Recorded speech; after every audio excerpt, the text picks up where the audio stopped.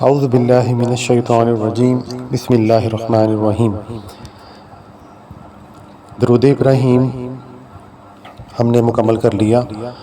اب اس کے بعد ایک بات یاد رکھیں کہ اس کے بعد ہم جو چاہیں عربی میں ہمیں جتنی بھی دعائیں آتی ہیں ہم وہ پڑھ سکتے ہیں، کیونکہ اللہ کے نبی کے یہاں پہ طریقہ موجود ہے کہ پیچھے ہم نے جہاں تشہد کے بارے میں نے بات کی تھی تو اس میں اللہ کے نبی کی یہ حدیث ہے کہ آپ جو چاہیں دعائیں جو ہیں وہ آپ پڑھ سکتے ہیں۔ تو اس میں کوئی مخصوص دعا صرف ایک ہی پڑھنا تو یہ صحیح نہیں ہے کہ آپ اس میں مختلف دعائیں جو ہیں وہ پڑھا کریں۔ جو آلریڈی ہم پڑھتے ہیں ربی جعلنی وہ بھی ٹھیک ہے، لیکن صرف اسی پہ اکتفا کرنا یہ بات ٹھیک نہیں ہے۔ اور جو اللہ کے نبی سے ہمیں صحیح ثابت ہیں دعائیں وہ اور دعائیں ہیں، وہ میں آپ کے سامنے تین جو ثابت دعائیں ہیں کم از کم تین وہ رکھتا ہوں۔ اس کے علاوہ آپ جو مرضی دعائیں آپ کو آتی ہیں وہ آپ پڑھ سکتے ہیں، کیونکہ یہ دیکھیں اس میں ہم نماز کی حالت میں ہیں، ہم نے اللہ کی تعریف بیان کی ہے اتحیات کے اندر، پھر درود ابراہیمی پڑھا ہے۔ تو دعا مانگنے کا جو ایک پراپر طریقہ ہے اس پراپر طریقے کے مطابق ہم ایک پورا پروٹوکول سے آ رہے ہیں۔ پھر اس کے بعد ہم جو دعا مانگیں گے تو اس میں دعا قبول ہونے کے چانسز بہت زیادہ ہیں۔ تو تین دعائیں اللہ کے نبی سے جو ثابت ہیں کم از کم میں وہ آپ کے سامنے پڑھتا ہوں ان کا ترجمہ۔ تو ام المومنین اماں جی عائشہ رضی اللہ عنہا کہتی ہیں کہ رسول اللہ صلی اللہ علیہ وسلم جب اپنے آخری تشہد میں بیٹھتے تو یہ دعا پڑھا کرتے تھے۔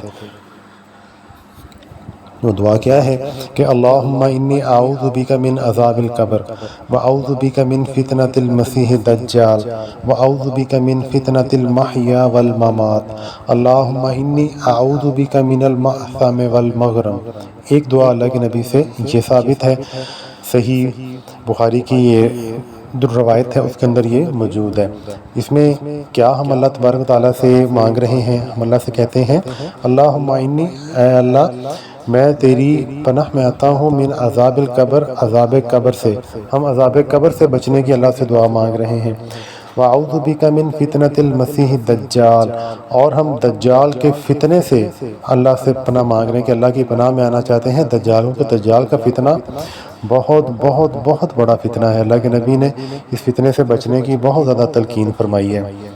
پھر ہم کیا مانگتے ہیں کہ اعوذ بک من فتنۃ المحیا والممات، اور زندگی اور موت کے جو فتنہ ہے اس سے بھی پناہ مانگتے ہیں ہم اللہ کی۔ اللہم انی اعوذ بک من المأثم والمغرم، اور ہم اللہ سے کس چیز کی دعا کر رہے ہیں کہ گناہوں سے بھی اور قرض سے بھی معافی جو ہے نا وہ مانگ رہے ہیں کہ اللہ ہمیں قرض سے بچا لے اور گناہوں سے بچا لے۔ دیکھیں کس قدر خوبصورت دعا ہے، سارا جو فائدہ ہے وہ ہمارے لیے ہی ہے۔ تو جب یہ اللہ کے نبی دعا پڑھتے نا تو اماں جی عائشہ کہتی ہیں کہ میں نے اللہ کے رسول سے پوچھا کہ آپ قرض سے بہت زیادہ کیوں پناہ مانگتے ہیں، قرض کے بارے میں؟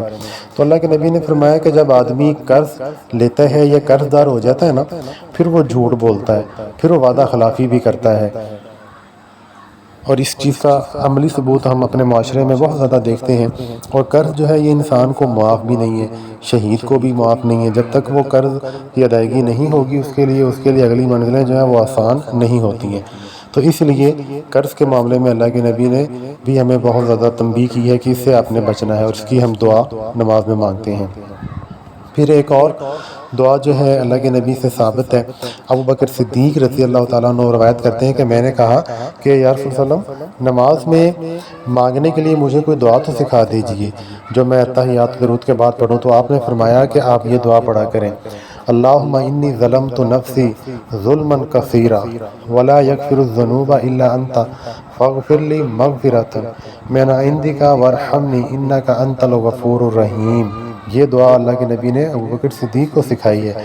اس میں ہم اللہ سے کیا کہتے ہیں اللہم انی ظلمت نفسی، اے اللہ بے شک میں نے بہت زیادہ ظلم کر لیے ہیں اپنی جان پر، ظلما کثیرا بہت زیادہ، ولا یغفر الذنوب الا انت، اور تیرے سوا گناہوں کو کوئی بھی نہیں بخش سکتا، فاغفر لی پس تو مجھے بخش دے، مغفرۃ من عندک اپنی طرف سے مجھ کو بخش دے، وارحمنی اور مجھ پہ رحم فرما، انک انت الغفور الرحیم، بے شک تو بخشنے والا نہایت مہربان ہے۔ دیکھیں یہ ایک اللہ کے نبی نے ہمیں ایک اسلوب بتایا ہے کہ یہ نہ سوچا کریں کہ ہم نے ہماری زندگی میں تو کوئی گناہ ہی نہیں ہوتے تو ہم کس چیز کی معافی مانگیں۔ ابو بکر صدیق جیسی ہستی جو ہے وہ سوچیں کہ کس قدر پاک باز ہے، لیکن پھر بھی وہ اپنے گناہوں کی معافی مانگ رہے ہیں، پھر بھی وہ اللہ سے معافیاں مانگ رہے ہیں، اللہ سے رحمت کی دعا کر رہے ہیں۔ تیسری دعا نبی کریم صلی اللہ علیہ وسلم نے نا وہ بھی ہمیں سکھائی ہے کہ آپ نے فرمایا کہ جب بھی آپ تشہد میں بیٹھیں تو 4 چیزوں سے اللہ تعالیٰ کی پناہ ضرور طلب کیا کرو۔ وہ کون سی 4 چیزیں ہیں؟ اللہ کے نبی نے فرمایا کہ اللہم انی اعوذ بک من عذاب جہنم ومن عذاب القبر ومن فتنة المحیا والممات ومن شر فتنة المسیح الدجال۔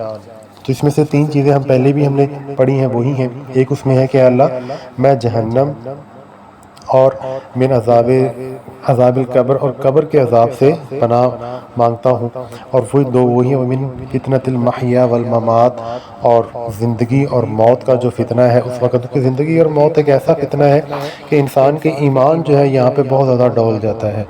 تو ایمان موت ایک بہت سختی والا عالم ہے، اس وقت پہ انسان کا ایمان قائم رہنا بہت ایک مشکل سٹیپ ہے۔ تو دوسرے نمبر پہ لاسٹ میں فتنۃ المسیح دجال، اور دجال کے فتنے سے پناہ مانگتے ہیں۔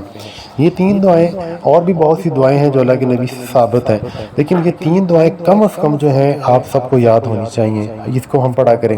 اس کے علاوہ آپ اپنی نمازوں میں اپنی طرف سے جو آپ کو مختصر دعائیں آتی ہیں ان کو ضرور شامل کریں۔ اپنے والدین کے لیے جو ہم دعا کرتے ہیں کہ ربی ارحمہما کما ربیانی صغیرا، والدین کے لیے دعا کریں۔ اپنی اولاد کے لیے اس میں دعا مانگیں، آپ وہ دعا مانگا کریں، اور اپنے گناہوں سے معافی مانگا کریں۔ جنت کا جو ہے وہ اس کو طلب کیا کریں، اللہم انی اسألک الجنہ، اس میں جنت کا سوال کیا کریں۔ بیماروں کے لیے جو ہم دعا پڑھتے ہیں اذہب الباس رب الناس واشفی انت شافی لا شفاء الا شفاؤک شفاء اللہ یغادر سقما، یہ آپ دعا پڑھا کریں۔ اور ربنا آتنا فی الدنیا حسنۃ وفی الآخرۃ حسنۃ وقنا عذاب النار، یہ دعا پڑھا کریں۔ تو یعنی کہ آپ کو جو ریگولر دعائیں آتی ہیں وہ بھی اس میں آپ اپنے شامل کر لیں، کیونکہ یہ جو ڈیوریشن ہے، یہ دورانیہ ہے، یہ بہت ہی زبردست اور اللہ کے قریب ہم ہوتے ہیں اس وقت۔ اس وقت آپ دعائیں مانگیں زیادہ سے زیادہ جتنی آپ کو دعائیں آتی ہیں۔ تو جب آپ دیکھیں اتنی خوبصورت دعائیں جب پڑھیں گے، آٹومیٹک آپ کی ہماری جو نماز ہے وہ بھی ایک لمبی نماز ہو جائے گی، جس طرح اللہ کے نبی کی نمازیں ہوا کرتی تھیں، اور پھر ہمیں خود کو بھی بڑی تسلی ہو جائے گی کہ ہم نے سارا کچھ تو اللہ سے نماز میں مانگ ہی لیا ہے، تو اس میں بہت سے معاملات ہمارے سیدھے ہو جائیں گے۔ تو اللہ سے دعا ہے اللہ سے ہمیں مانگنے کی زیادہ سے زیادہ اللہ ہمیں توفیق عطا فرمائے، اور نماز کو نبی کریم صلی اللہ علیہ وسلم کے طریقے کے مطابق پڑھنے کی توفیق عطا فرمائے۔